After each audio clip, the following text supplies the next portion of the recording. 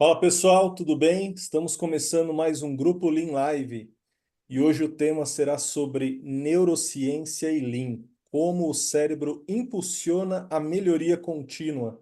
Já adianto para vocês que essa é a live recorde em número de inscritos. Atingimos 900 inscritos para essa live. Então espero que a gente possa oferecer uma live de grande conteúdo e possamos ter um excelente momento aqui. Eu sou o Bruno, fundador do Grupo Lean, e hoje eu tenho o prazer de estar aqui comigo para um bate-papo a Elizabeth Santos. Ela é engenheira master, consultoria da Vale, e o Charles Galvani, que é gerente geral industrial da Medifacos. Essa live ela está sendo gravada, depois a gente vai publicar no nosso canal do Grupo Lean lá no YouTube, inclusive para o pessoal que está online com a gente. Eu já deixei aqui o link para vocês, aproveita, clica lá, já segue a gente, que toda quarta-feira a gente tem uma live. Para o pessoal que está prestigiando a live aqui, quero agradecer a todos vocês. Quero que vocês fiquem muito à vontade aí para formular as perguntas. Para o bom rendimento dessa live, a gente vai fazer um pouco diferente das últimas. Como a quantidade de inscritos foi muito grande, então a gente preparou a live aqui com uma apresentação bastante esclarecedora que o Charles e a Elizabeth prepararam com muito carinho aí. E no final da live, a gente vai até ali umas 9 horas da noite, a gente vai liberar um tempinho para que a gente possa fazer a sessão de perguntas e respostas. Legal? É isso. Elizabeth, Charles, obrigado por ter aceitado o nosso convite. Obrigado novamente por estarmos juntos. No último evento de BH, o Fórum Nacional Lean, a Elizabeth teve a oportunidade de estar lá com o Marcelo Takahashi, da Vale, para fazer uma apresentação, que de fato foi excelente no Fórum Nacional Lean de BH. Que ano que vem a gente volta para BH também, para mais uma edição. E o Charles tem acompanhado o Grupo Lean aí, Fortaleza, por onde a gente está, Goiânia também, né, Charles? Esse ano Também, né? estava lá com a gente. Então é um prazer estar aqui com vocês. Peço a gentileza de vocês para se apresentarem. Boa noite, Bruno. Boa noite, pessoal. É um prazer estar aqui com vocês. Como o Bruno falou, né, eu sou integrante da equipe de melhorias, né, que a gente chama de excelência operacional na Vale, uma equipe pequena de consultoria. Tenho 24 anos de experiência em área industrial. Sou graduada em engenharia de produção e em química, pós-graduada em gestão industrial e estou terminando uma pós em neurociências e né, com foco em educação, em aprendizagem. Tem até um colega aí que já está aí, também é da turma, viu, Bruno? Assim, Moacir, obrigada pela parceria aí. O Moacir já deixou um alô aqui para você. Uhum. Muito bom. Então tá. Meu nome é Charles, eu também eu sou na verdade eu sou engenheiro mecânico, né? E já há algum tempo, quando eu formei, nem tinha engenharia de produção aqui em Belo Horizonte, né? Era uma ênfase dentro da mecânica. E de lá, isso foi em 95, né? Já vamos fazer quase 30 anos. Sempre atuando na área de produção, sempre nessa parte de gestão de processos, gestão de pessoas. Eu já venho acompanhando o trabalho do Grupo Linha há um tempo, né? Já conheci o Bruno. E, nessa apresentação que o Bruno falou que a Elizabeth fez no último fórum, foi onde eu conheci, vi a primeira vez. Na verdade, a gente quase que foi na UBQ, né? Apresentação da UBQ, e depois a gente se encontrou pessoalmente no fórum. E aí coincidiu, né, desse assunto de neurociência ser um assunto que eu estava estudando, ela também. E aí deu certo essa casadinha aí para hoje.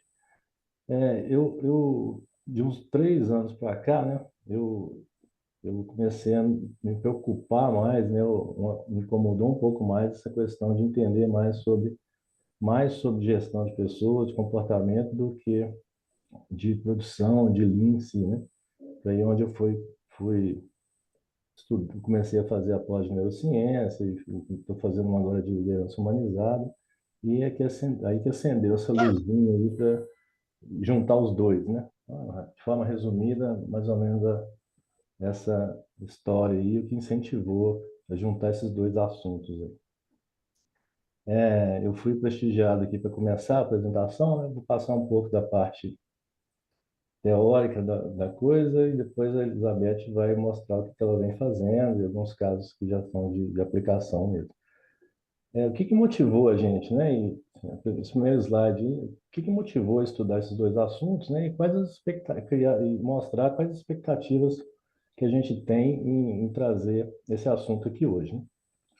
A gente, como líder, né, ou líder oficial, ou líder situacional, né, o analista, o que fosse, dentro de uma organização, a gente está, de forma bem sintética, né, o que a gente faz o dia inteiro, né? A gente toma decisão, né, e resolve o problema, né, do menor ao maior, mas o tempo todo a gente está fazendo isso.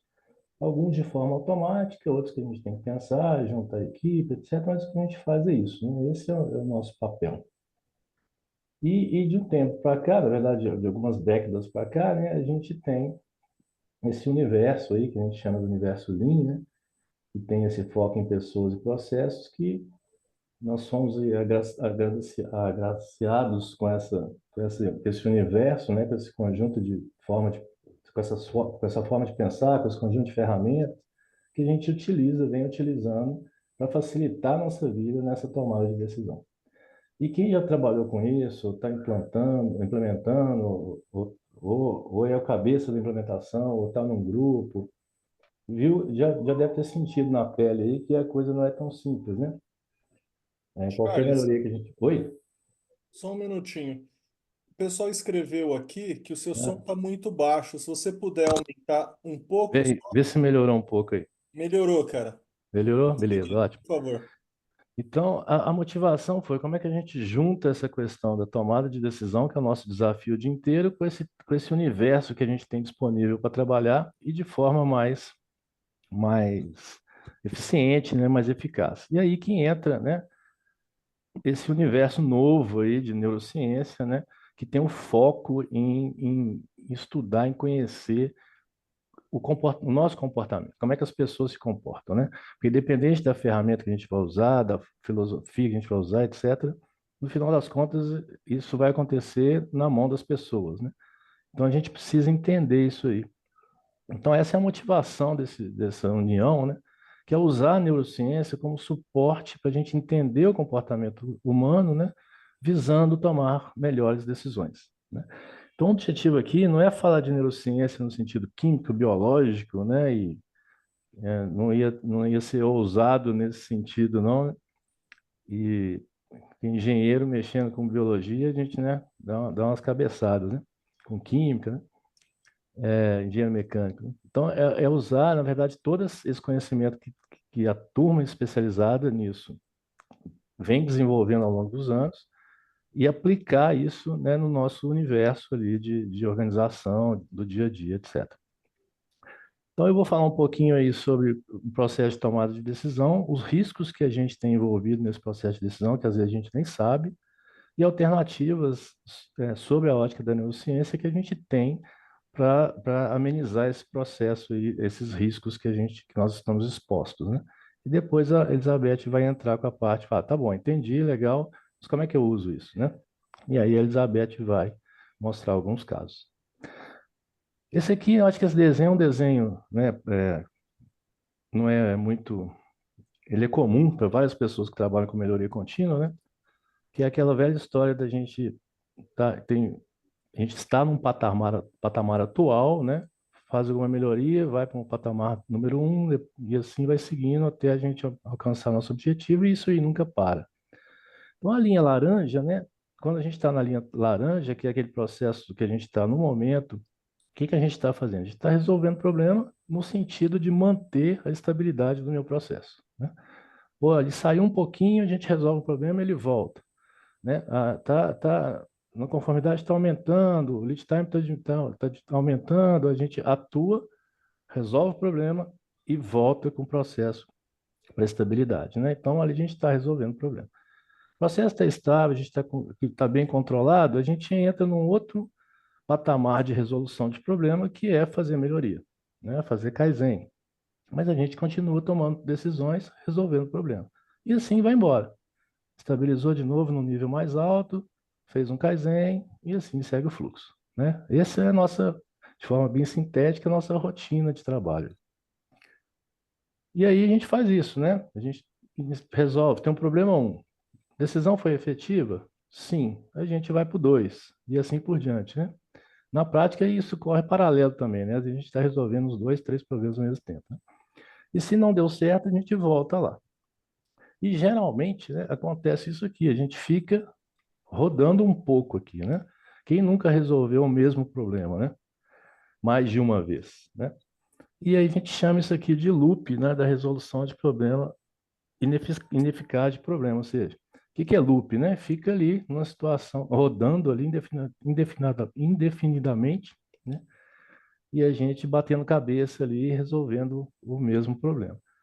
E eu tenho até uma pessoa que trabalha comigo que fala assim, o problema não é ter problema, o problema é ter problema que você já, teoricamente, já resolveu, né? Ter problema repetido. E aí a gente fica batendo cabeça nesse looping aí. E por que que isso acontece, né? Por que que a gente fica nesse loop? E aí que entra um pouco desse assunto de neurociência, né? Porque nós somos naturalmente preguiçosos e tendenciosos. Mas calma, né, Mike? Esse cara já vem aqui me chamando de preguiçoso, né? E, e porque, na verdade, nós somos programados para isso. A gente é assim. E a neurociência veio mostrar isso. Que bom, né? Porque aí a gente pode fazer alguma coisa. Mas a nossa tendência é, nós somos naturalmente tendenciosos a sermos preguiçosos, né? E aí, o que acontece? A gente tem, vira e mexe, a gente ouve esse assunto aí, né? Vieses cognitivos, né? Que esse é um nome bonito, mas o que que é isso aí, na verdade, né? A gente vai formando, a gente tá lá, nós temos 10 anos de experiência, 15, 20, e a gente vai formando uma carga de conhecimento na nossa cabeça, né? E que a gente chama de viés cognitivos, né? Então, a gente tem alguns caminhos formados na nossa cabeça, né? Em termos de neurônio mesmo, a gente vai falar um pouco mais sobre isso. Alguns autores chamam isso de armadilha, né? Porque quando a gente vai tomar uma decisão, a gente já tem um histórico por trás, a gente já passou por aquilo, né? A gente formou uma opinião sobre aquilo, e aí a gente já tende a dar uma resposta com base no que a gente já tem de informação, mesmo que seja de forma inconsciente, né? E aí alguns autores colocam isso como isso é uma armadilha, porque essas decisões tendem a ir contra um processo lógico de raciocínio, né? Elas acabam sendo mais emocionais do que falar assim, eu segui um método aqui, uma forma racional para tomar essa decisão. E alguns autores ainda pegam um pouco mais pesado, assim, são defeitos de pensamento, né? Mas aí são nomenclaturas, né? Mas o que importa é assim, que a gente já tem uma bagagem ali e nós tomamos decisões com base nisso. Então, por exemplo, nós temos experiências passadas, nós temos motivações pessoais. Então, às vezes, a minha motivação é crescimento muito rápido na carreira, a minha motivação é ajudar o próximo, a minha motivação é ter um resultado da minha área, eu me motivo porque eu quero ter um elogio, né? Eu tenho minhas motivações. Essas decisões estão relacionadas também ao quanto eu sou aberto ao risco, e aberto ao risco tem a ver com experiências que eu já passei também, né? O nível que eu estou de esgotamento ali para resolver aquele problema naquele momento. Se eu tenho um perfil mais positivo ou negativo, né, para resolver, também baseado nas minhas experiências passadas. Eu coloquei como nossos pais, né? Porque isso problemas que a gente resolve, que os nossos pais resolviam antes, num cenário, né, daquela época, hoje precisam ser resolvidos de forma diferente, porque o cenário é outro, né? A velocidade das coisas está mais rápida, e a gente tende ainda, né, a fazer, meu pai fazia assim, né? Lá em casa eu aprendi a fazer assim, né? Então a gente tem esse dilema também, mas tem toda essa bagagem na nossa cabeça que não vai sair, né? E a gente tende a tomar decisão com base nisso mesmo sem achar que a gente faz isso, né? A gente vai ver isso aí. Então, lá, indo um pouquinho mais pelo lado da teoria da neurociência, né? Eles chamam isso de circuito neural, né? Então, essas programações, o que que é isso? Eu tenho lá o meu neurônio, quando ele junta com o outro, né? Esse meiozinho aí que a gente chama de sinapse, e vai juntando com o outro e vai formando um circuito neural. Esse circuito neural a gente tem milhões deles, né? Bilhões deles, né? E aí, por exemplo, eu dirijo, né? Então, assim, quem dirige não fica pensando assim, agora eu vou pôr o pé na embreagem, vou passar a primeira, vou passar a segunda, agora que tem que frear. Isso é automático, né? Você dirige ouvindo uma música, conversando com alguém do seu lado, você não pensa nisso. Por quê? Porque você tem esse circuito, essa programação já feita na sua cabeça, né? Então, esse circuito, quando ele é ativado, né? Ele trabalha de forma automática, né? E o cérebro, ele tenta gastar menos energia, por isso que ele tem esses circuitos todos, né? Não preciso ficar pensando toda vez que eu vou fazer uma coisa. Vou pensar como é que eu escovo o dente. Então, primeiro eu tenho que fazer 2 movimentos para a direita, 2 para a esquerda, né? Eu não preciso disso. Eu já tenho essa programação na minha cabeça. E esses são exemplos do nosso dia a dia. E a gente tem programação como é que a gente resolve as coisas, como é que a gente dá resposta, né? E por isso que essas coisas acontecem, porque o nosso cérebro está moldado para isso, né? E aí o que acontece? A gente acha que toma decisão racional o tempo todo. Mas, na verdade, né, a gente tem aí, sei lá, chutar aqui um número para ilustrar, mas sei lá, 5% das decisões que a gente toma é de forma consciente. Eu parei, pensei, segui um método, de uma forma racional e tomei aquela decisão, né? Mas o resto é inconsciente. Ela é irracional, mesmo a gente achando que é racional. Isso tem um lado bom e um lado ruim, né? Então, assim, vantagens da gente ter esses circuitos neurais, né? Essas programações. É, é o que eu falei, por exemplo, a gente precisa tomar decisões rápidas do dia a dia, então escovar o dente, dirigir. Se eu estou à frente de uma situação de perigo, né? Eu estou fazendo uma caminhada e vi uma cobra. Eu não vou ficar raciocinando, tipo, que animal é esse? Esse animal tem, é, gera um perigo para mim ou não? Eu já saio correndo, né? Então, tem vantagens de ter isso, né? Então, por exemplo, eu toco um instrumento, eu não preciso ficar pensando, agora eu tenho que pôr essa nota, depois essa nota. Quanto mais eu pratico, eu vou formando esses circuitos, né? E aquilo fica automático para mim. Então, tem vantagens nisso, isso não é um problema. E tem desvantagens, né? As desvantagens são porque estão relacionadas a me direcionar a decisões repetidas com base naquilo que eu vivi, né? E nem sempre aquilo que eu vivi, que é aquilo que tem na minha cabeça, é a melhor solução para aquele problema, né? E aí a gente entra num dilema, né? A gente fala, e agora, José? Somos programados para dar as mesmas respostas, né? Mas no dia a dia nós somos desafiados a buscar novos caminhos, né? Quem nunca, né? A história do pensar fora da caixa, né? Já ouviram isso?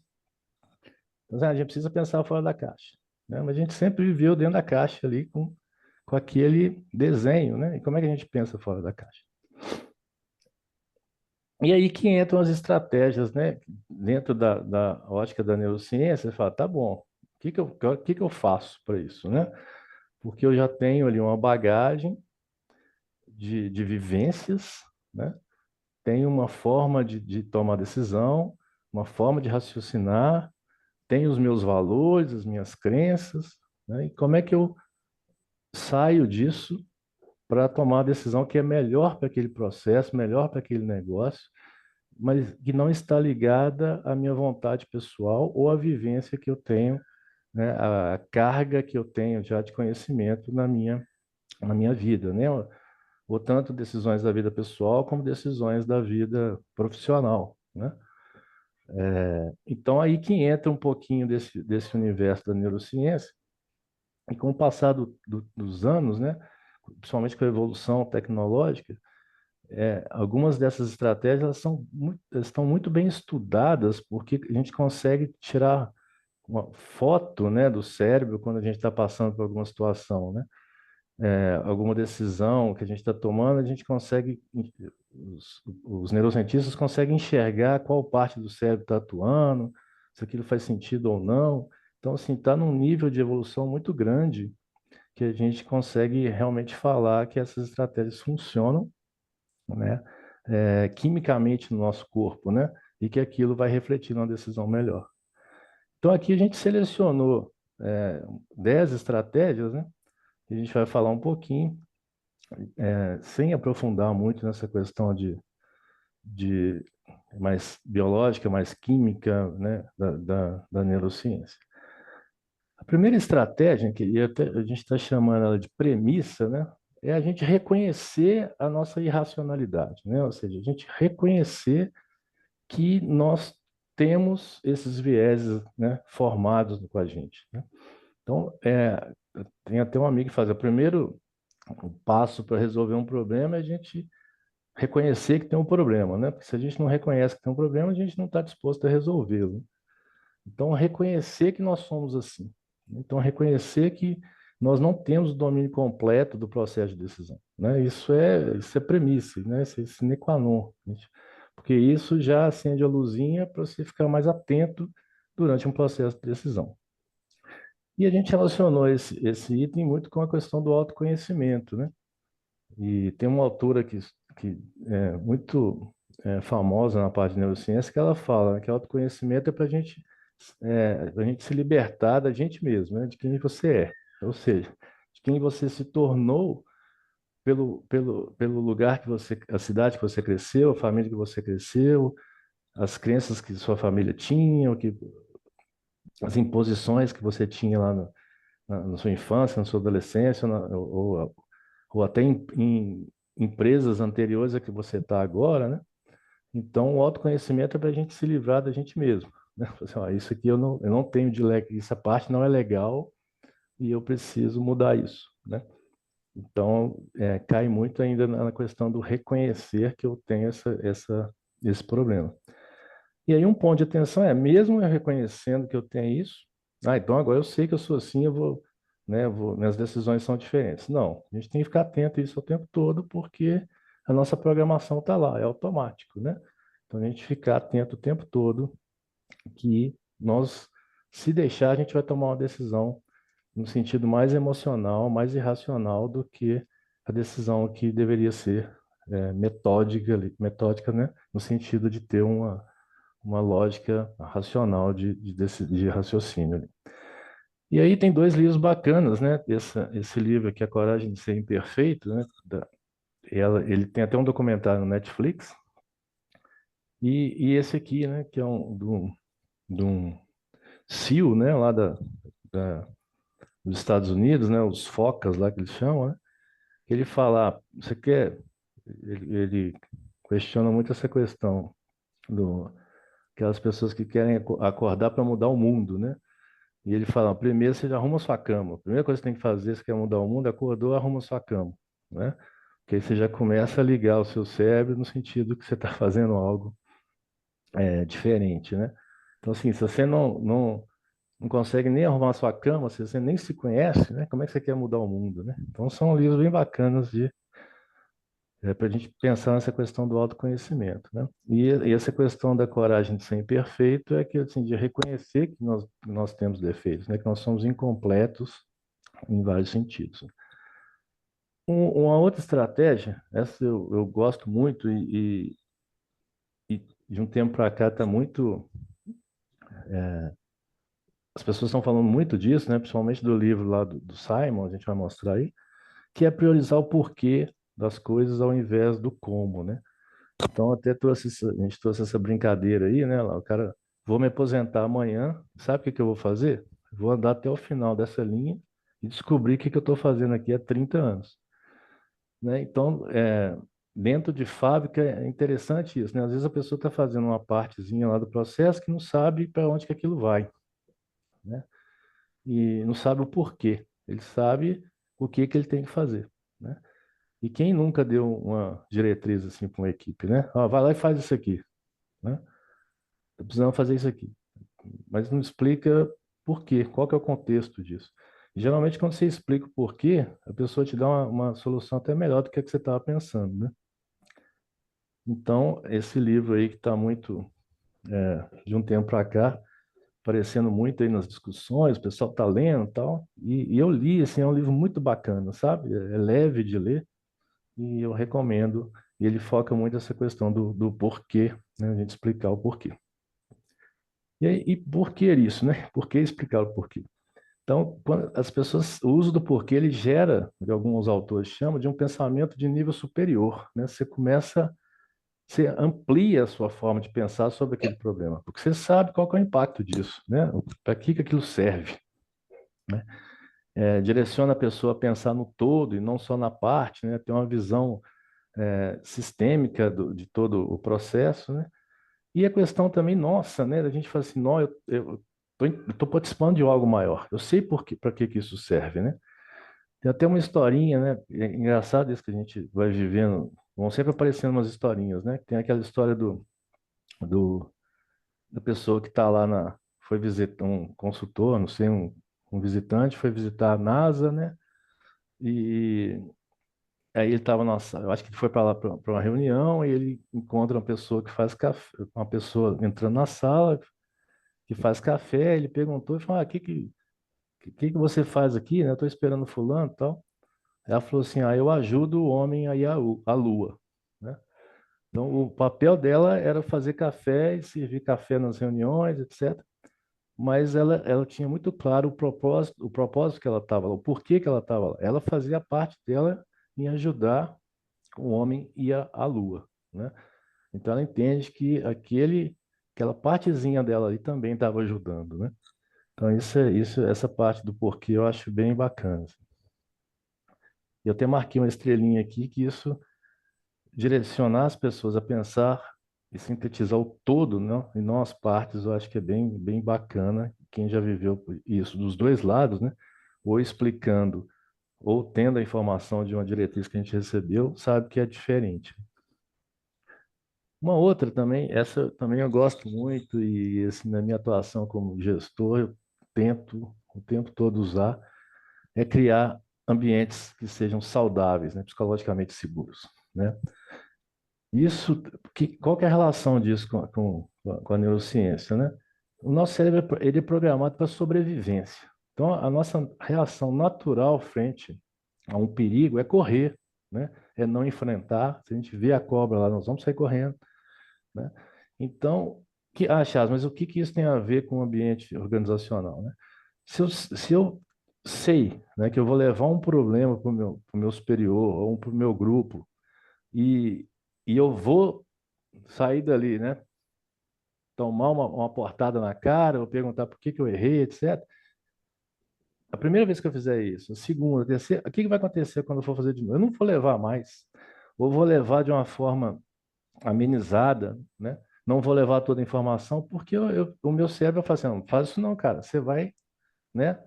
Isso está contra a lei natural aqui, que é a sobrevivência, que é ficar tranquilo, né? Então, criar ambientes para que isso apareça, né, que os problemas apareçam, né, é essencial. E aqui vai para pensar aí, né? Quem tem filho, o que você faz quando seu filho deixa um copo cair e quebrar, né?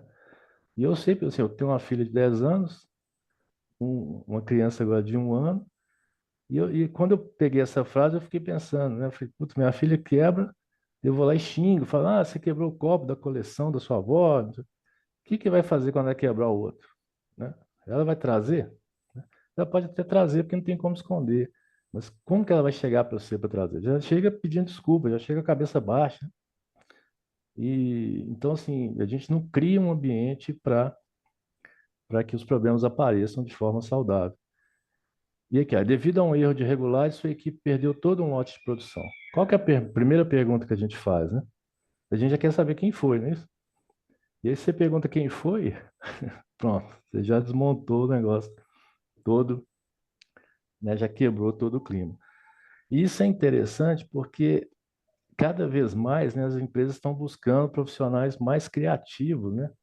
E, de novo, a velha história lá do sair fora da caixa, né?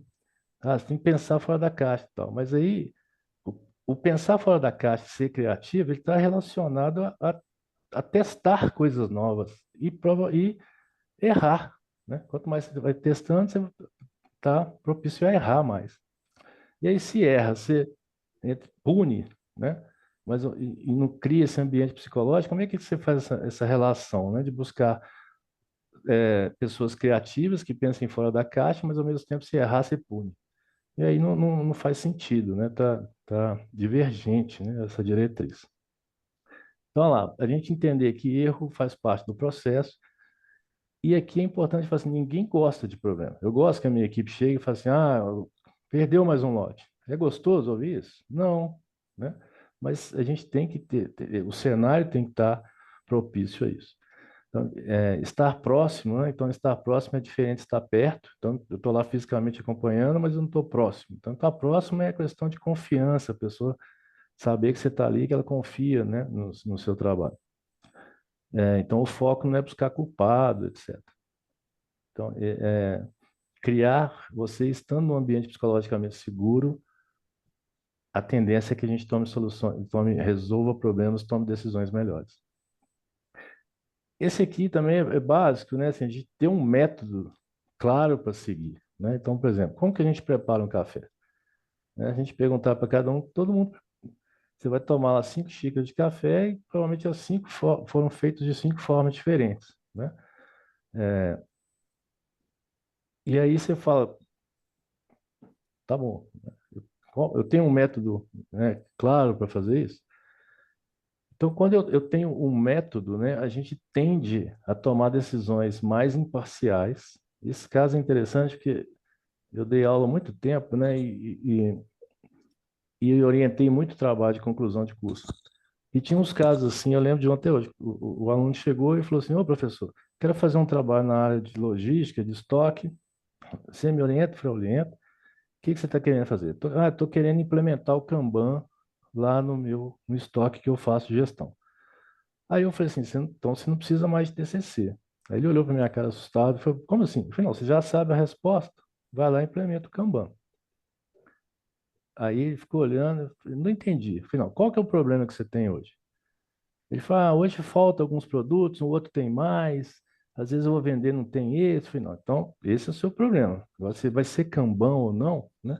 Então, assim, ele já foi lá na resposta, ele já tomou uma decisão, ele não seguiu um método. Então vamos seguindo o método passo a passo. Pode ser que depois que a gente siga todo o método, a gente chega lá no final e decida que a melhor solução é o Kanban, tá? Mas respeitando o método, a gente com certeza, na maioria das vezes, a gente vai achar algumas coisas novas lá que não é aquilo que a gente está pensando, né? Reduz a influência de componentes afetivos e emocionais, né? Porque eu tenho que seguir ali, não vai naquilo que eu acho que eu gosto, né? E elimina a possibilidade de pular etapas do processo decisório. Então, ter um método é muito eficaz quando a gente vai tomar uma decisão, né? Outra, não tome decisões baseadas somente nas suas crenças, né? Esse desenho aí é tradicional, né? Então, eles estão analisando lá um problema, né? Um elefante. Então, do ponto de vista de cada um, a visão é diferente, né? Então, isso aqui é uma lança, isso aqui é uma cobra, isso é uma árvore. E quando você afasta, né, e vê o todo, e desvincula daquela crença que você tem, daquele pedaço que você está acostumado a olhar, você vai ver que a coisa não é bem assim. Esse desenho é bem interessante, né? Que a pessoa fala assim, 1 mais 4 é quanto? Aí o soldado romano fala é 5, né? É o símbolo ali do V, né? E aí o bonequinho vai lá e põe 2, né? Então são visões diferentes. Eu acredito que aqueles 2 dedos é o número 2 e para ele é o número 5, né? Então isso também é muito comum. Então, as suas crenças elas vão limitar as alternativas que você tem, né? Elas vão tender a te dar resultados baseados na sua vivência, né? E suas crenças tendem a buscar a alternativa mais interessante para você. Mesmo que você fale, não, não é assim. Você fala, no fundo é assim, pensa bem, né? Tenta lembrar uma situação que você passou, você vai ver que você tende a ter respostas, a juntar com pessoas que são mais próximas e acreditam naquilo que você acredita, né? Então, isso é um perigo, porque nem sempre a sua crença é a melhor, né? A sua vivência é a melhor alternativa. Pensar sobre as consequências das escolhas, né? Quem nunca jogou esse joguinho aí, né? Que é, assim, cada pecinha que eu tiro ali tem um impacto no todo. Então, pensar como a minha decisão, né? Como essa decisão afeta o todo, afeta todas as pessoas ao seu redor. Isso é bem legal também de pensar que você dá uma assustada, geralmente, né? As decisões, nesse caso, tendem a ser mais empáticas, né? Você consegue pensar no todo e não de forma pontual. E aí, fazer uma pergunta também: essa decisão está realmente contribuindo com aquilo que eu estou buscando, né? Resolver aquele problema. Quem nunca, né, entrou numa discussão, numa reunião, etc., está conversando, peraí, gente, o que que a gente está querendo resolver, né? A gente perde o foco, e por quê? Porque a gente começou a discutir questões que eu acredito que você acredita. Mas o que que a gente quer resolver aqui, né? E aí aquela historinha, tipo assim, o inimigo tem duas pessoas resolvendo um problema, né? É, elas não são inimigas, o inimigo é o problema. E às vezes a gente esquece isso, né? E está tentando resolver, ganhar a briga ali, né? Vamos falar assim. Então sempre pensar no que a gente tem de o quanto afeta a vida das pessoas, afeta aquele processo, é importante também. Esse também tem uma abordagem positiva e otimista, né? Então, isso aí é que, cara, assim, tá no papo, né? Vou levar. Aí é uma brincadeira, né? Tem até esse livro aí também, Problemas, oba, né? Então, que bom que você trouxe problema, porque aí a gente resolve, né? E o ter uma abordagem positiva, né? Isso também, assim, de tomar cuidado, porque ter uma abordagem positiva, mas realista, né? Não é que, cara, não, tudo vai dar certo, eu tenho aqui, vai dar certo. Não é isso, né? Mas e por que que dentro do universo da neurociência isso é importante? Porque muda uma chavinha no cérebro para falar assim, será que isso vai dar certo? Isso muda para falar assim, como que isso vai dar certo? Eu trabalhei 18 anos numa empresa farmacêutica e quando eu entrei lá, o CEO era um americano. Eu lembro que ele uma vez ele me chamou e falou assim, a gente precisa fazer isso na sua área e tal. Eu falei, ô Bill, isso não dá, cara. Né? Não dá, era um negócio. Ele falou assim, ô meu amigo, ele falava português, ele falou assim, ô meu amigo, não é assim que responde o seu superior. Aí eu falei, como que é? Ele falou assim, para fazer isso que você está me pedindo, eu preciso disso e disso e disso. Não é falar que não dá. Então eu preciso desse recurso a mais, desse recurso a mais, desse recurso a mais. Então é mudar a forma de ver, pra falar como que eu faço para dar certo. Pode ser que ele vire para mim e fale assim, tá bom, com esse recurso é melhor não seguir, porque aí o prós e contras, isso não faz sentido para a gente, mas para fazer eu preciso desse recurso, né? Então muda a chavinha do cérebro. Esse segundo item, cria um padrão de visão para o resultado, né? E até coloquei esse aqui, o que que acontece quando você decide comprar um Jeep amarelo, né? Esse começo de ano eu falei com a minha filha assim, ó, ela falou, papai, você precisa trocar o carro. Eu falei, eu sei, eu vou comprar um Jeep para mim, e amarelo. Ela falou, um Jeep amarelo? Eu falei, eu quero um Jeep. E aí a gente brincou, ela falou, você não vai comprar um Jeep? Aí ficou aquele negócio. Aí, beleza, a partir desse momento, toda hora que eu saía com ela, a gente via um Jeep, né? E de 3 vezes que saía com ela, a gente via um Jeep amarelo. Então, o cérebro começa a direcionar aquilo que a gente está acreditando. Então, se a gente tem uma abordagem positiva, a tendência é que a gente comece a ver soluções, né? Que fortaleça o lado de resolver aquele problema. E começa a ter mais essa questão da primeira frase, que é como fazer para dar certo. E se eu... Charles, Oi? a gente vai separar um momento no final para o pessoal fazer algumas perguntas. Tá. Ah, eu acho que a gente vai precisar passar um pouquinho mais, né? A gente colocou para terminar às 9, né? E eu acho que a gente tem 10 estratégias para passar até passar para Elizabeth, né? É Tá, isso. eu vou dar uma acelerada aqui. Então tá bom. Então, vamos lá. O outro, né? Duvidar das primeiras alternativas, né? Quem nunca trouxe um problema num grupo, né, de decisão e a pessoa fala assim, faz isso, né? Então, não acreditar nas primeiras decisões, geralmente elas estão relacionadas a um fator emocional, momentâneo ali, né? A questão de dar pausas para a gente resolver aquele problema, isso é uma coisa que depois que quem nunca, né, recebeu um e-mail, né, e já foi logo respondendo e falou assim, puta, e depois eu falo, não, não é isso que eu queria falar. Então, quando você para, respira ali, dá um tempo, geralmente sua resposta é diferente daquela que você deu, né, na primeira vez, assim, de supetão, né? Então, duvidar das primeiras alternativas, desafiar, parar, dar pausa, né, isso estimula a gente a pensar de forma diferente. Fazer perguntas, né? Isso é básico, né? Então, porque isso interrompe um processo automático ali de decisão, né? Geralmente a gente tem, o legal é fazer perguntas abertas, né? Que você fala assim, então você quer o A ou B? Né? Então você já está direcionando. Então, fazer pergunta aberta nos direciona a resolver mais e a desafiar o nosso cérebro a pensar diferente. 10, né, relacionado ao processo de educação. Que isso está muito bem comprovado, né, que a aprendizagem não está relacionada à quantidade de horas que você estuda, né? Muito pelo contrário, né? Entra a questão das pausas.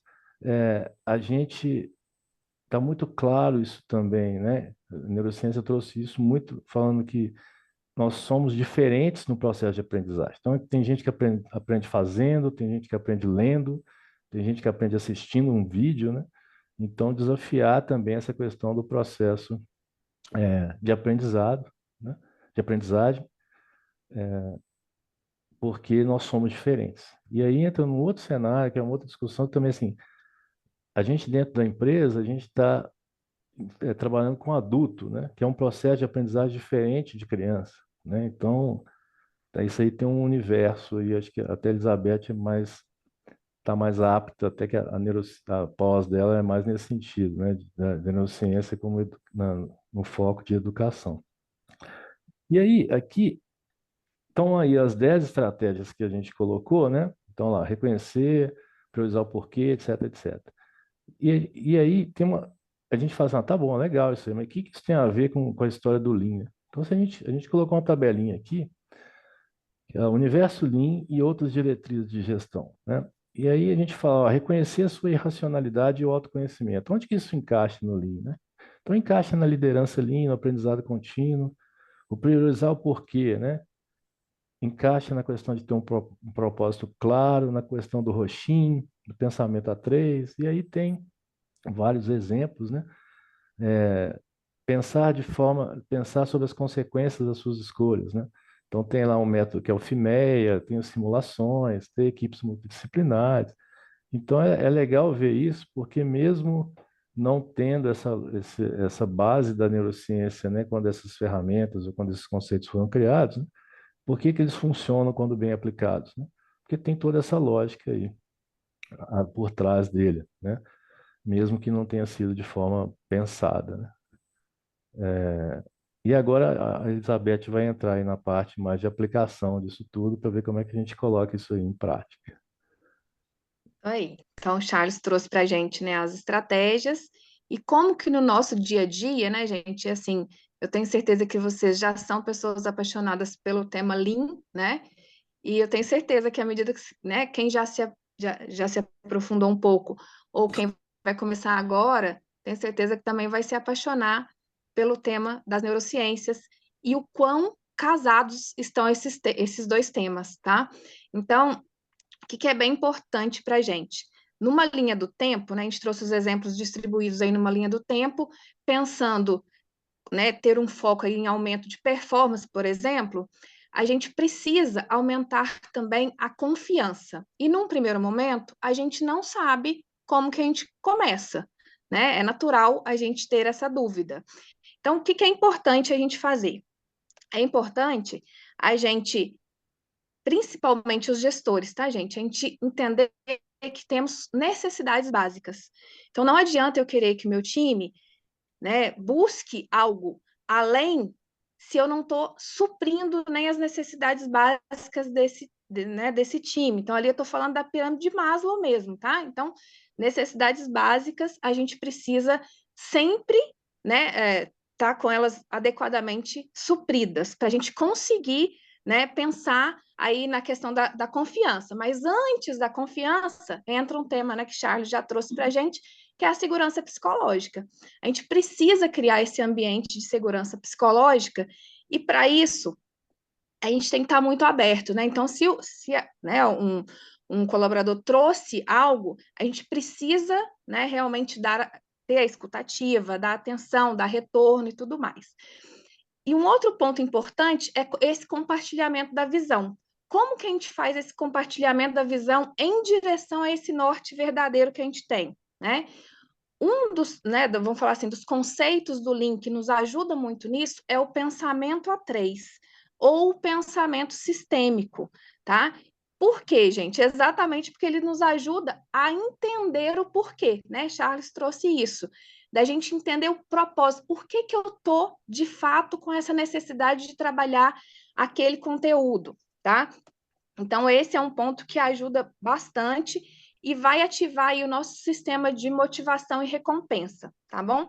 Outro ponto que ele nos ajuda é na gestão da mudança organizacional, né? Então, toda a teoria aí de gestão de mudança, quando a gente usa o pensamento A3, ele já nos ajuda com isso, promovendo uma comunicação eficaz, né? E deixando os objetivos claros. Ajuda a tomada de decisão, ajuda a gerenciar conflito, tá? No próximo slide, vocês vão ver um pouquinho do exemplo. Então, aqui eu trouxe, na figura de cima, né, da esquerda, vocês vão ver se a gente tem clareza da nossa condição atual, a gente pode ir para qualquer lado. Por isso que a gente fala, o pensamento A3, ele nos direciona para um norte, né? Então, na figura de baixo, vocês estão vendo uma bússola representando esse norte. Então, é o único caminho, né? Aquela direção é a que eu preciso buscar. Então, quando eu faço isso, eu entendo o porquê, né? O propósito. Aquele norte é o meu propósito. Além disso, quando eu quebro em pequenas metas, né? Isso me ajuda a não ter um desafio grande demais que vai me baixar, né? Eu não vou, eu sei que eu não vou conseguir porque é um desafio além das minhas habilidades. Então, quando eu, né, faço essa quebra de patamares de meta, ajuda também. E quando a gente tem essa clareza, né, a gente tem o hábito de ir mapeando quais esses obstáculos que estão nos impedindo de chegar naquela próxima condição, né? Então, esse pensamento A3 ajuda muito nessa clareza da gente ter, né, conforme o Charles colocou. E aí, gente, assim, o recurso que a gente tem mais escasso hoje é foco. Então, se a gente tem esse norte claro, já nos ajuda a ter mais foco, ajuda a ter esse sistema, né, de motivação e recompensa e sempre ativados, e ajuda também nessa questão de conflito, porque quando eu não tenho essa clareza, alguém do time pode estar puxando para um lado, né, em direção a um lado, outra pessoa para outro, e elas não se encontram. Então, a gente chama, né, quando tem isso, a gente tem a alta concordância, todo mundo realmente em busca daquele único norte, né? Então, em direção àquele norte. Aí coloquei uma fotinha aí também para vocês verem, né? Assim, que é simples mesmo, né? Num quadro a gente pode ir desenhando isso, mapeando os obstáculos, né? E desenhando todos esses patamares para a gente ir, de fato, conseguindo, né? Tirar, remover obstáculo por obstáculo, tá? Outro ponto que a gente precisa pensar, a gente precisa prover recursos, né? Então, sem recursos a gente não consegue fazer, né, esse avanço em direção ao norte verdadeiro. A gente precisa padronizar, né? Precisamos também desenvolver as habilidades, né, e as competências dos colaboradores e ensinar a resolver problemas. Quais os outros conceitos do Lean nos ajuda sobre isso? Então, o Charles já trouxe para a gente sobre a questão das tomadas de decisão, né? Então, temos pelo menos 2 sistemas cognitivos, né? Então, temos aí a questão das decisões conscientes e deliberadas versus aquelas decisões ali no automático. Num primeiro momento, a gente acha que isso é ruim, né? Conforme o Charles falou, mas é bom, porque nos salva energia, né? Assim, o cérebro fica trabalhando de uma forma mais tranquila. Então, colocamos aí para vocês, né? A gente toma, em média, 35 mil decisões por dia. Então, isso, gente, é muito exaustivo, né? Como que a gente faz para usar de uma forma, vamos falar assim, mais tranquila, né? Usando os conceitos do Lean e usando isso a nosso favor.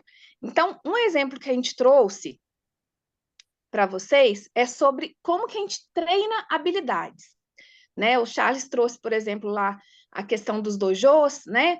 Obviamente, não precisa ser só os dojos, toda vez que a gente tem um treinamento prático, né, um on-the-job training, o uso do TWI, por exemplo, tudo isso ajuda muito a gente a desenvolver as habilidades. E quando eu tenho esse ambiente que ajuda a promover, né, a desenvolver essas habilidades, eu vou criando essa segurança psicológica, né? Eu abaixo o nível de estresse, tá? porque eu sei o que é esperado de mim, eu sei que eu estou tendo recurso para ser desenvolvida essa habilidade. Então, isso tudo nos ajuda a ter essa melhoria do bem-estar. Então, é algo muito positivo. Além disso, quando eu tenho repetição, eu vou criando essas vias neurais. Lembra que o Charles mostrou lá os neurônios? Então, toda vez que eu vou tendo repetição, eu vou criando e fortalecendo essas minhas vias neurais. Então, à medida que eu vou fazendo isso, o comportamento vai ficando mais automático. Eu vou adquirindo, por exemplo, memória muscular, né? E isso aí, vocês têm os exemplos, né? Como andar de bicicleta, coisas do tipo. Coloquei aí no fundo a imagem, né, do pit stop da Fórmula 1, que é um grande exemplo da gente treinar a habilidade, certo? Mas também é um exemplo de como que a gente tem um trabalho padronizado. Por quê? Porque ele me ajuda aí a reduzir a sobrecarga, né? Eu estou treinando uma habilidade dentro de um trabalho padronizado, então ele me ajuda a reduzir a sobrecarga, né? Nesse sentido de decisões triviais. Eu vou guardar a energia do cérebro para as decisões que eu preciso tomar consciente. E quando eu tenho o trabalho padronizado, né, que é o próximo conteúdo que a gente trouxe para vocês, tem até aí no fundo, né, uma imagem do filme Fome de Poder, não sei quem ainda não viu, a gente recomenda, né, do ponto de vista do trabalho padronizado, ele traz um ótimo exemplo, tá, gente? Talvez os outros exemplos não sejam tão bacanas, mas esse é um ótimo exemplo. Então, o Charles trouxe para a gente ter um método claro, né? Então, se a gente tem um trabalho padronizado para, né, fazer um café, por exemplo, eu sei que toda vez eu vou ter um resultado igual. Ou seja, qual que é o benefício principal do trabalho padronizado? A previsibilidade, né, dos resultados. Então, isso é muito bacana para a gente, porque também ajuda nessa questão da economia, né, de energia, como a gente falou, e da redução aí do estresse, né, da gente ter uma maior segurança psicológica nesse sentido, tá bom? Além disso, é importante a gente ter referências claras, porque dentro daquelas 35 mil decisões que a gente tem que tomar no dia a dia, quando a gente tem referências claras, a gente reduz essa fadiga decisória que a gente precisa ter, né? Então, por exemplo, tem uma imagem no fundo para vocês, a gente está dirigindo, né? Vocês já viram, quando a gente está aprendendo a dirigir, a gente não a dirige ainda no automático, né? Mas quando a gente já tem uma certa experiência, a gente não está ali com o cérebro todo, né, no nível de consciência. E é natural, tá, gente? Assim, num primeiro momento, quando eu comecei a me aprofundar sobre isso, eu achava isso né, e assim, o meu grande ponto com as neurociências é a questão da segurança no trabalho, tá? E isso para mim era um terror, mas eu entendi o quanto isso pode ajudar, inclusive, para a gente ter um ambiente mais seguro. Então, tanto o trabalho padronizado, quanto as referências claras, quanto a gente estar no automático, no que não preciso gastar energia, isso é bom, tá? Então, a referência clara, ela vai ser boa para mim no seguinte sentido: eu estou no automático. Quando é que eu preciso recrutar o meu cérebro, né, o meu córtex frontal, para ele realmente ter uma resposta consciente? Aí colocamos aí o exemplo da ambulância. Vocês estão dirigindo, do nada chega a sirene de uma ambulância. A nossa resposta vem na hora. A gente recruta o nosso cérebro consciente e a gente toma a melhor decisão. Onde que eu vou encostar? O que que eu vou fazer? É seguro, não é? Eu posso fazer esse movimento? Então, eu saio do automático, né? Dado aquela referência clara, no caso da ambulância, uma referência sonora, que eu preciso ter uma atitude, uma atenção para gerar uma atitude consciente, tá? E da mesma forma, né? Vai ativando aí os mecanismos neurais que facilita, né, essa questão cognitiva, né, melhora da confiança, se eu sei o que é esperado do meu processo, se eu tenho referência clara, tudo isso vai me ajudando a ter uma segurança psicológica, tá bom? Então, falamos um pouquinho aí, né, de tudo que precisa ter, mas a gente tem que lembrar, gente, que não vai ser uma linha reta. A gente, né, costumamos falar que a única certeza que a gente tem é que nas nossas experimentações né, do Lean, falando assim, algo vai dar errado. Então, a gente vai precisar ter experimentações, resiliência para a gente conseguir, né, voltar, entender o que aconteceu, mas é muito importante a gente incentivar, desafiar e celebrar. Então, esse é o ponto, né, que vamos falar assim, juntando tudo isso, então se eu tenho lá, desde o início que a gente mostrou, né, o pensamento A3 que me direciona para o norte verdadeiro, todas as questões de habilidade, trabalho padronizado, referências claras, como que eu resolvo o problema, um a um. Então, no final das contas, é muito importante eu usar tudo isso para incentivar e desafiar meu time e para celebrar também cada pequena vitória. Por quê, gente? Quando a gente promove, né, assim, essa questão do desafiar e do celebrar, o desafiar, por exemplo, qual que é o momento que a gente mais aprende? Quando o nosso nível de habilidade não está muito distante daquele desafio que eu tenho. Se está muito distante, eu desisto. Se está muito fácil, não me gera interesse. Então, o que a gente chama de estado de flow é quando não está muito descolado e eu sei que eu consigo e eu vou. Então, a gente trouxe aí essa questão, né, da zona, né, de desenvolvimento proximal, mais os neurônios de espelho. E aí, gente, né, fazendo um ponto aqui, né, Bruno? A gente já se disponibilizou aí para o Bruno para a gente trazer mais esse tema, aprofundar um pouco mais, né? Que às vezes tem um público que quer aprofundar mais nas questões aí, né, da química, né, da biologia, né, Charles? A gente pode se esforçar para isso também, tá? Mas, assim, basicamente, a gente associa muito com aquela mentoria, né, com aquele coach do líder, que ele vai ali, além dele estar ensinando, né, se eu sei que eu tenho um suporte, se tem alguém me ajudando, eu vou conseguir ter um desenvolvimento maior. Então, isso é muito saudável, tá? Do ponto de vista das neurociências aí, e que o Lean, né, tá sempre ensinando isso pra gente. Tá basicamente fundamentado aí pelas neurociências. A questão do sistema de recompensa, né? Toda vez que eu celebro, eu ativo o meu sistema de recompensa, né? Eu tenho dopamina, e aí dopamina acho que é um termo que todo mundo já ouviu, né? Isso, o nosso corpo busca, né? Busca essa questão da recompensa. Então, o quanto é importante a gente ter, né? Assim, uma dopamina de qualidade mesmo, gerada por essa questão de celebrar realmente vitórias que estão me levando em direção a esse norte verdadeiro, que isso vai engajar muito mais a equipe e o time como um todo, tá? Isso tudo vai criando hábitos positivos, né? Que se eu tenho esse feedback, né? Essa celebração, isso vai me reforçando o que eu preciso ter de hábito. Então, isso ajuda nesses caminhos neurais de quais os hábitos eu preciso manter.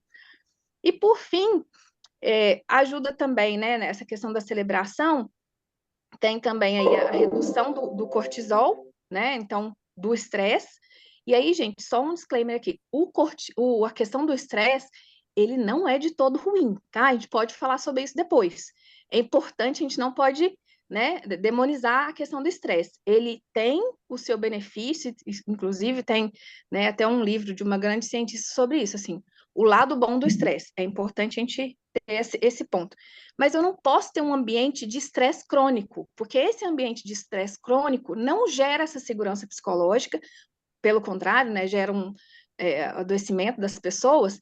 Então, é importante a gente ter né, esse desafio e celebrar as conquistas nesse sentido, para a gente gerar esse ambiente, né, de maior confiança, de cooperação, porque aí a gente vai criando esses vínculos, né, os laços na equipe, isso vai se fortalecendo, inclusive com o próprio aumento de outro neurotransmissor, que é a ocitocina.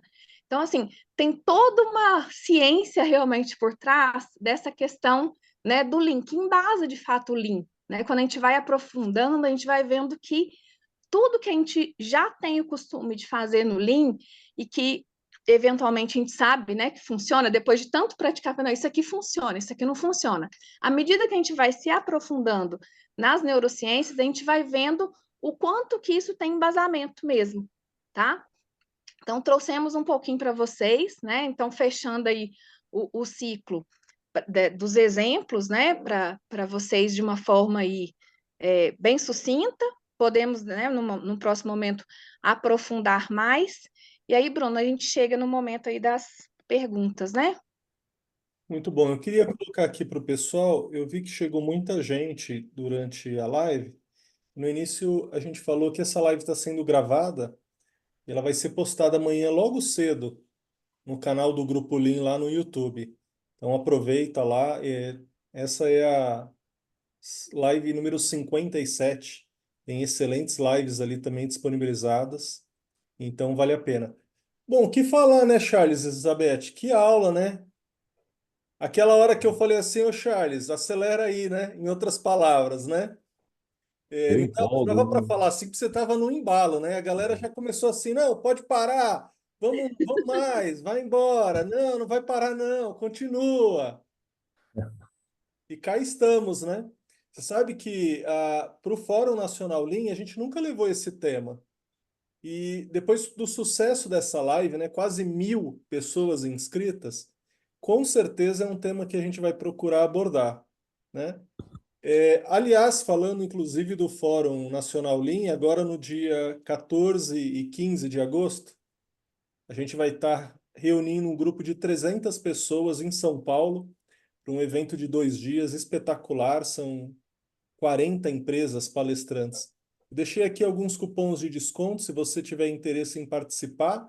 Se você está nessa live, você já se enquadra aí no primeiro cupom. Deixei ali também meus contatos. Bom, é isso. Vamos lá agora para perguntas e respostas, né? Para o pessoal aí, vocês fiquem à vontade para colocar as perguntas aqui no chat. E aí eu vou direcionando aqui para os nossos convidados. Enquanto o pessoal coloca aqui as perguntas, é, tem muito material que a gente pode explorar ainda, hein, Charles Tem e muita Beth? coisa. Na verdade, cada uma daquelas 10, a gente colocou 10, né? Mas assim, dá para colocar mais, mas tem umas 3 ou 4 ali que a gente consegue aprofundar bastante nessa parte do método, né? A parte do. Aí eu vou puxar um pouco a sardinha, já estou tomando decisão com base das minhas crenças, né? Mas assim, a parte do ambiente psicológico, segurança psicológica, eu gosto muito desse e trabalho muito com isso. Dá para explorar bastante os benefícios dessa estratégia, a parte do porquê, né? Então, assim, dá aí mais umas 3, 4 lives, né? Um comentário do Sérgio. O Sérgio vai estar lá com a gente, lá palestrando, falando um pouquinho sobre a experiência dele lá na NUME, uma palestra aí super valiosa. Ele colocou aqui, ó, existem líderes que faziam isso naturalmente, outros tiveram que aprender, mas sempre é possível. Porque isso é interessante mesmo, Sérgio, porque tem gente que faz isso de forma natural, né? E tem gente que faz porque tomou umas cacetadas e viu que faz sentido, mas eu acredito muito nisso, assim, porque eu estou há 1 ano e meio numa empresa, né? Aceitei um desafio novo aí, e no começo eu falava com o pessoal, vocês vão achar que eu sou maluco, mas eu quero que vocês tragam problemas. E no começo eu vi que não trazia, ficava aquele negócio e tal, eu falei, o que tem de errado nisso? Aí eu fui ver que no final precisava preparar essa base primeiro, né? A pessoa precisa confiar em mim, né? Eu cheguei lá tem 3 meses, 2 meses, vai traz problema? Quem que é esse cara? Ele tá querendo, quem que ele tá querendo com isso, né? Então, assim, quando você realmente cria um ambiente de confiança, né?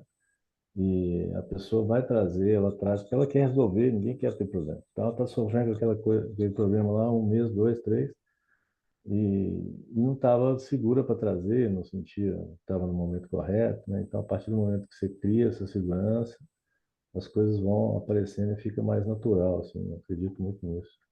Muito bom. Vamos lá então para as perguntas. Ô Charles, a Jocélia coloca aqui para você mandar o nome dos livros. Aí eu vou fazer o seguinte, eu vou passar a primeira pergunta para Beth, e aí se você puder, coloca aqui no chat o nome dos livros. Tá. Bom, a Lindaura coloca aqui, Beth, quais as melhores ferramentas Lean para aplicar no chão de fábrica de um setor do ramo de confecção, que trabalha com produção puxada? Bom, eu costumo falar, pessoal, assim, que é importante a gente ir além da ferramenta, a gente pensar em conceito, tá? Porque às vezes a gente pensa na ferramenta, vem à mente um template E se a gente não entende o conceito por trás, o propósito, aí vai, né, o Charles, puxando a sardinha aí. Se eu não entendo o porquê, dificilmente eu vou atingir, né, aquilo que eu preciso. Pensando nessa questão da Lindaura, um bom ponto seria o FMI, né, o fluxo de materiais e informações, ou o VSM, né, em algumas outras linhas se usa esse outro ponto, que é o mapeamento mesmo, né, do fluxo de informações e materiais, que ele vai nos ajudar a ter uma clareza sobre o processo, onde, né, a gente precisa estar priorizando. E um outro ponto que a gente usa muito é a gente, nas observações, a gente entender onde está, vamos falar assim, os maiores pontos de sofrimento, mesmo, de dor dos executantes. Então, qual atividade, né? A gente fala assim, o indicador do AI, tá? Onde que está doendo mesmo, assim? Onde é que está uma sobrecarga, né? Quando a gente fala, por exemplo, de MURI, né? De sobrecarga mesmo. Onde estão essas sobrecargas? Se a gente começa, né, a ajudar o executante a ter uma, né, desenvolver aquela atividade de uma forma, né, mais efetiva, mais leve, reduzindo riscos, por exemplo, né, reduzindo sobrecarga, né, o MURI, isso a gente começa a ganhar o jogo, porque por consequência a gente vai ficar mais produtivo, tá? Até hoje, a gente estava até falando, né, Charles, a gente não viu nenhum exemplo até hoje da gente ter, né, um trabalho que focou em melhorar a vida para o executante, né, melhorar ali a atividade para o executante, que não resultou em melhoria da produtividade, tá? Então, acho que um bom ponto seria esse, tá, Lindaura? Assim, se não quer aplicar, né, um conceito de uma forma muito ampla, essa observação, né, ir ao Gemba, né, ir realmente onde está acontecendo as atividades, conversar com as pessoas, entender quais as atividades mais são onerosas ali do ponto de vista mesmo, às vezes de esforço mesmo, tá? Assim, a questão de risco também é uma boa forma de priorizar, ou, né, se for olhar de uma forma mais ampla, é o próprio mapeamento mesmo, né? Um FMI, para a gente ter uma visão geral, pode ajudar bastante. Se Charles quiser complementar aí, mas Vamos sempre fazer, pensando nesse engajamento, né? para a É, gente tentar cobrir é. as perguntas, que tem várias perguntas, vamos fazer o seguinte: eu vou passando uma para cada um de vocês, e a gente consegue. A gente já passou o tempo, mas a gente vai seguindo aqui. Então, essa daqui vai para o Charles. Charles, o Alex pergunta aqui, ó, qual o impacto que a neurociência como grandes projetos na área industrial? Então, agora a gente colocou lá no primeiro ou segundo slide, né? O que é a neurociência aplicada ali para a gente, né? É entender como as pessoas se comportam, né? Então, se é industrial, se é escritório, se é na casa da gente, a gente está entendendo assim, como que a gente, né? Como eu e as pessoas que me relacionam se comportam frente aos cenários que acontecem, né? Frente a um cenário de estresse, frente a um cenário de alegria, de desafio, né? Então, assim, independente se é indústria ou se é... Eu tenho uma pergunta aqui relacionada ao escritório e tal. Assim, ela traz muita coisa, e é muito... Tanto que, assim, tem questões relacionadas à neurociência, com marketing, com vendas. Então, às vezes, por que a gente compra uma roupa, né, numa loja, vai lá, experimenta, tá linda, você sai de lá, tá linda, você chega em casa, ela não tá tão bonita assim, né? Lá, na verdade, tem todo um conceito de neurociência para que aquela roupa fique bonita para você lá, né, para você tomar uma decisão. Então, assim, influencia tudo, porque ela está relacionada a como as pessoas se comportam, independente do cenário, independente se está no chão de fábrica, se está no escritório, né? Então, assim, é um universo bem bacana, muito rico. A gente tem que tomar cuidado, porque tem milhões de livros para tudo quanto é foco, mas é mais nesse sentido, de entender o comportamento das pessoas para a gente tomar o melhor, puxar o melhor delas no bom sentido, né? Legal. Próxima pergunta, então, Beth, vem da Bianca. Charles e Elizabeth, falamos em trabalho padronizado, referenciando a própria Fórmula 1. Uma das dificuldades do trabalho padronizado é fazer com que as pessoas utilizem os procedimentos, padrões no dia a dia. A neurociência explica esse comportamento do não cumprimento de padrões e procedimentos? Bom, eu vou responder já tentando adiantar algumas outras que estão lá no fundo também, tá, Bruno? Assim, Legal. sobre a questão das resistências, assim. Aí tudo também, gente, começa no recrutamento, tá? A gente precisa ter um olhar para que aquele profissional que a gente está, né, recrutando para a equipe, ele tem que estar alinhado com os valores que a companhia tem. Se não tiver, dificilmente ele vai conseguir performar do jeito que a gente espera. E aí realmente é mais difícil mesmo, porque somos muito diversos, né? Então, né, pode ser que ele não se encaixe naquela organização, tá? Mas, assim, um outro ponto importante, Bianca, né, que perguntou, que é importante da gente reforçar, é a diferença entre trabalho padronizado e padrão. Muitas vezes, o padrão é a norma, né, assim, a regra, né, o que é compliance, por exemplo. Isso não tem o que a gente mudar. Isso é uma definição que vem para a gente cumprir. O trabalho padronizado, nós, né, que trabalhamos, por exemplo, com Lean, a gente não pode pegar para fazer, a gente pode até ajudar, mas é algo que tem que ser construído pelo aquele time, por aqueles executantes. A melhor forma de executar algo para atender um padrão. Então, eu tenho a questão do padrão e eu tenho a questão do trabalho padronizado. Então, às vezes a gente confunde, assim, ó, eu quero que faça desse jeito. Então, eu coloquei num procedimento que tem que ser feito desse jeito. E aí, de fato, a gente vai ter resistência, porque isso precisa ser construído. Então, assim, pegando o embasamento das neurociências, toda vez que eu me sinto pertencente àquilo, a chance de eu abraçar aquilo, de eu né, ter, vamos falar, essa questão do mecanismo aí de recompensa, de gerar dopamina e tudo mais, é muito maior. E aí a gente realmente ganha as pessoas. Então, a dica que eu deixo é ter esse entendimento entre o que é padrão, que eu preciso seguir, de regra, de compliance, de norma, enfim, e como que eu vou chegar no meu produto, no meu serviço, enfim, atendendo aquele padrão, é o que é o trabalho padronizado. Então, isso a gente precisa ter essa liberdade para as pessoas que executam criar, tá? Isso é deles mesmo, que a gente precisa estar ajudando eles a criar isso. Ótimo. Próxima pergunta, então, Charles, é do Bruno.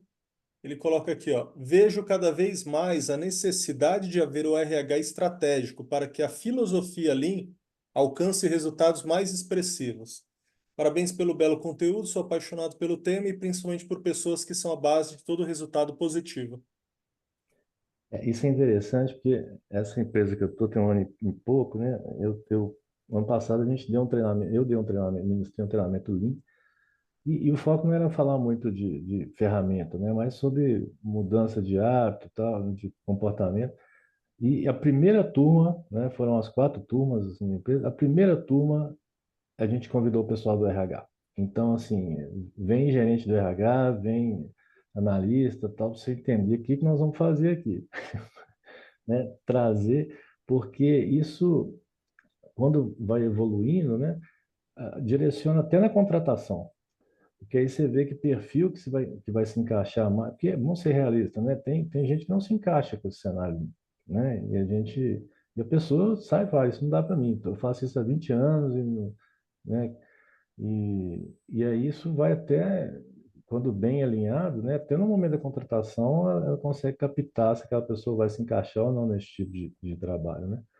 E não só na contratação, durante, vai implementar qualquer coisa, a gente vai ter o suporte do RH, eu acho que é super importante, né? Bom, vamos lá. Tem algumas outras perguntas. A gente consegue cobrir aí com mais 5 minutinhos, pode ser? Pode. Legal. Então, Beth, a próxima é da Thaís. Ela pergunta aqui, ó, como aplicar Lean em escritórios? Lean Service ou Office? Existe? Existe, e aí assim, eu vi que tem uma sobre agro também, né? Como aplicar no agro. O grande ponto, pessoal, é a gente entender os conceitos e entender que é uma jornada de construção. Não existe realmente uma receita de bolo, um template, né? Às vezes a gente vê algo, fala assim, é isso, me passa aí esse modelo que eu vou copiar igual. Esse copiar igual normalmente não dá certo, porque aquela organização tem uma outra cultura, né? As pessoas pensam diferente, então é importante a gente entender como que aquilo foi construído. Hoje a gente estava até falando sobre isso. de não pegar só a foto, entender como que aquele filme aconteceu, porque aí a gente pega as lições aprendidas e ir sempre na questão dos conceitos que foram usados. Se a gente entende o conceito, a gente aplica o Lean em qualquer lugar, né? Inclusive dentro de casa, né, Charles? Então, assim, o ponto é exatamente esse. Vou dar o exemplo, né, da Vale. Quando a gente começou em oficinas, né, que é um pouco mais controlado, vamos falar assim. E aí o pessoal viu o exemplo da Toyota e falou, não, mas lá funciona porque toda matéria-prima chega novinha, né, assim, funciona lá, não funciona aqui. Aí a gente conseguiu fazer funcionar nas oficinas, obviamente com uma jornada, tá, gente? Não tem assim, né, uma pílula mágica e tal. E depois, para outros processos, não, mas lá funciona porque é uma oficina. Então, assim, a gente sempre vai ter essa dificuldade mesmo, é natural que essa dificuldade aconteça. Então, quanto mais a gente se aprofunda nos conceitos, né, ver cases, porque aí a gente vai abrindo, expandindo realmente a mente, e isso ajuda muito na aplicação. Então, sim, é possível em qualquer. Até hoje eu não vi nenhum lugar que não é possível a gente aplicar os conceitos do Lean, tá? Muito bom. Charles, próxima pergunta é da Bianca. Antes de implementar um programa de excelência operacional, Lean, TPM, WCM, existe alguma recomendação em trabalhar a cultura de uma indústria antes de tentar implementar uma cultura com foco em método? Então, eu acho que sentir, né, aonde você está entrando ali é muito importante, né? Então, assim, chegar e falar, então vou implementar a linha, eu vou começar pelos 5S, mapear o processo. Por exemplo, eu acho meio arriscado, tá? E isso é o certo? Não, essa é a minha opinião. E baseado, de novo, nas minhas crenças, né? No que eu vivi. Então, assim, de novo, essa empresa que eu estou 1 ano e meio, eu fui com essa finalidade de melhorar o processo produtivo. E eu dei um tempo ali, de 2, 3 meses, falei assim, não vamos entrar com nada. Deixa eu ver que primeiro onde que eu estou entrando e eles conhecerem também que o Charles, né? Então sentir, conhecer as pessoas, né? Entrar um pouco nessa parte do ambiente seguro, da confiança, falei, então vamos lá, então agora vamos. Porque também não tem uma receita, né? O que a Elizabeth falou, assim, não tem o pacote, então vamos pôr ali. Tem coisa que funciona, e às vezes você se frustra, porque você viu que funciona num lugar que é por aqui e não vai.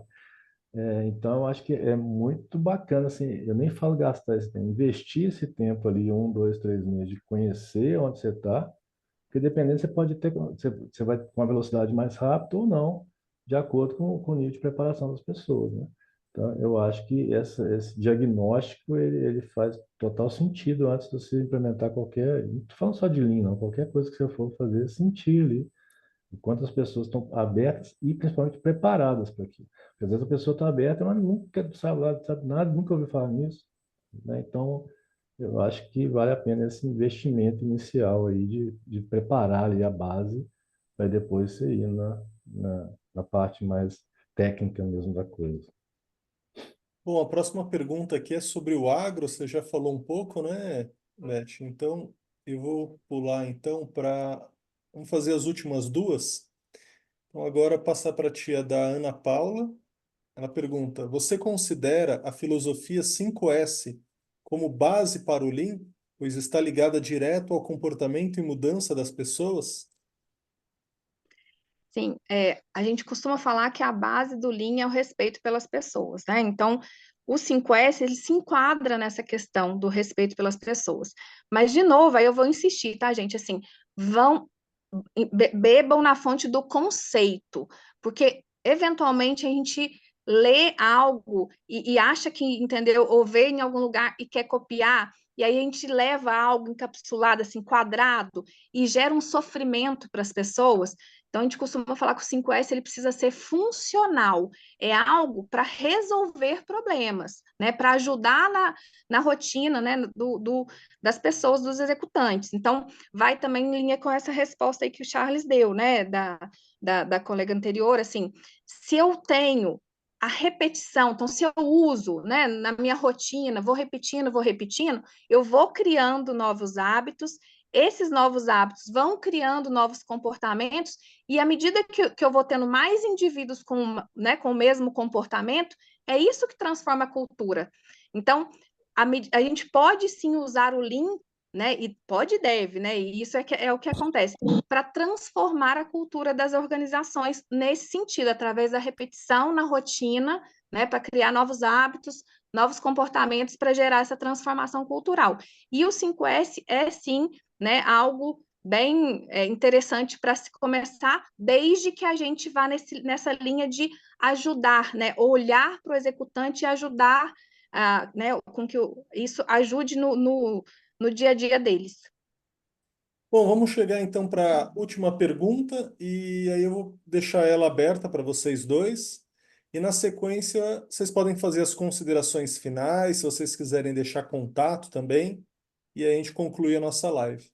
A pergunta vem do Levi e ele pergunta: como trabalhar a questão de segurança psicológica com pessoas resistentes à mudança?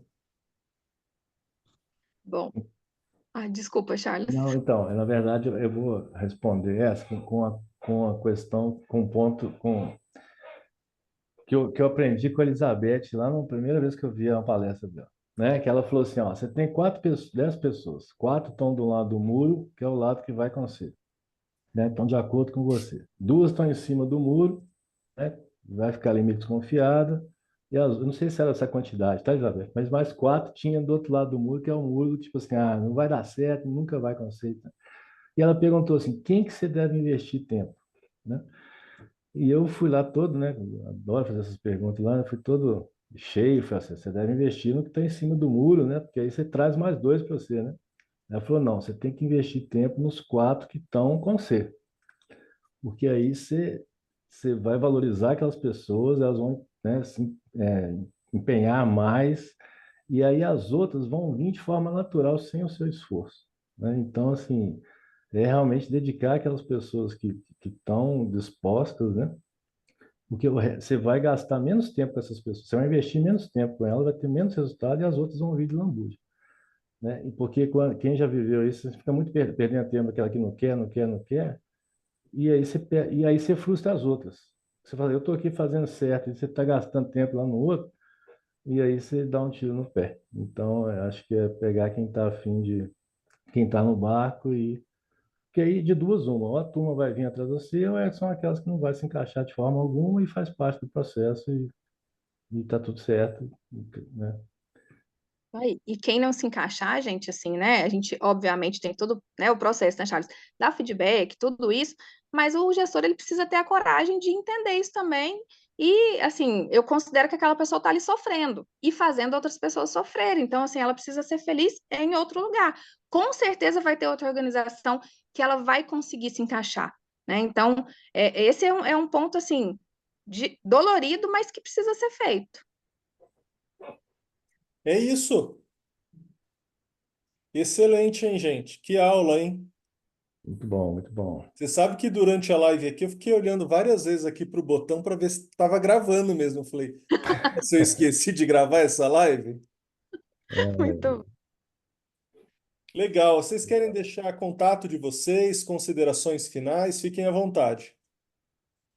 Vai lá, Beth. Bom, agradecer, né, pela mais uma oportunidade aí, o Bruno. Já somos parceiros, né, Bruno? E Charles também, né? Estamos sempre trocando ideia.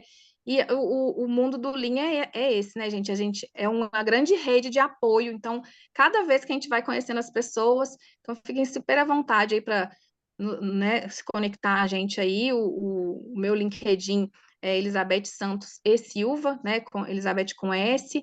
Quiserem aí fazer contato. Estamos sempre à disposição e agradecer mais uma vez aí pela atenção de todos.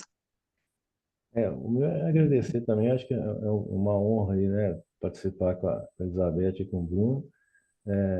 Várias perguntas que Lean Office, Lean no agro, não sei o quê. Eu recomendo vocês se organizarem para ir nos fóruns, né, Bruno? Esse último que foi em Fortaleza agora, o agro, como diz aí, bombou lá, né? Muitos casos de Lean no agro.